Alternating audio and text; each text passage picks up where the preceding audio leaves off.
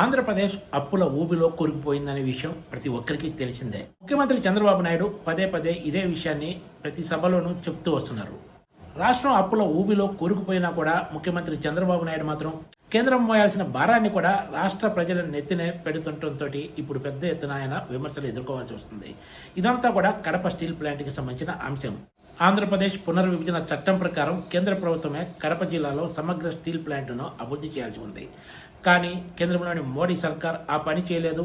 కడపలో steel plant లాభదాయకం కాదని చెప్పేసి ఈ ప్రతిపాదనను పూర్తిగా పక్కన పెట్టేసింది.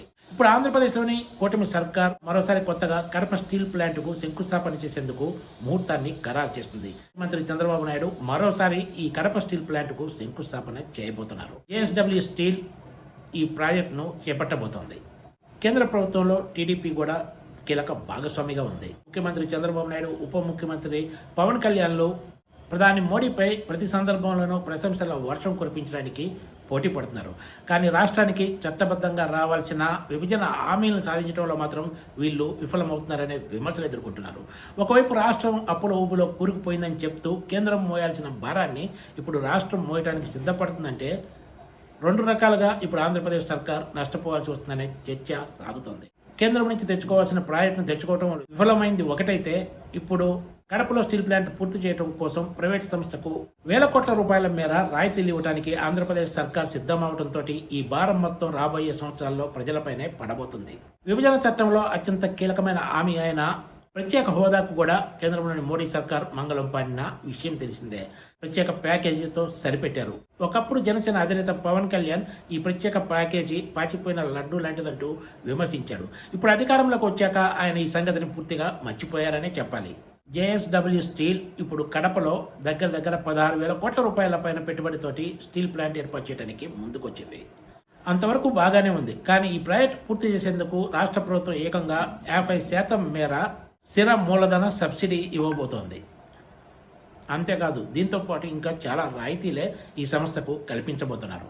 వెనకబడిన రాయలసీమ ప్రాంతమైన కడప జిల్లాలో స్టీల్ ప్లాంట్ ఏర్పాటు చేయాలనే అంశాన్ని పునర్విభజన చట్టంలోని 13వ షెడ్యూల్లో స్పష్టంగా పేర్కొన్నారు. అయినా సరే మోడీ సర్కార్ ఈ ప్రతిపాదనను పక్కన పెట్టేసింది. దీనికి ప్రత్యామ్నాయంగా కేంద్రం నుంచి భారీ ఎత్తున ఇప్పుడు ఏర్పాటు చేయబోతున్న ప్రాజెక్టుకి ఏమైనా ప్రోత్సాహకాలు, రాయితీలు తీసుకొస్తున్నారంటే ఆ విషయాన్ని కూడా పట్టించుకోకుండా ఆంధ్రప్రదేశ్ సర్కారే ఈ భారం మొత్తం మోయడానికి సిద్ధమవడం తీవ్ర విమర్శలకు కారణమవుతోంది. రాష్ట్ర విభజన తర్వాత చంద్రబాబు నాయుడు ఏకంగా 2 సార్లు ఆంధ్రప్రదేశ్ ముఖ్యమంత్రిగా బాధ్యతలు చేపట్టారు.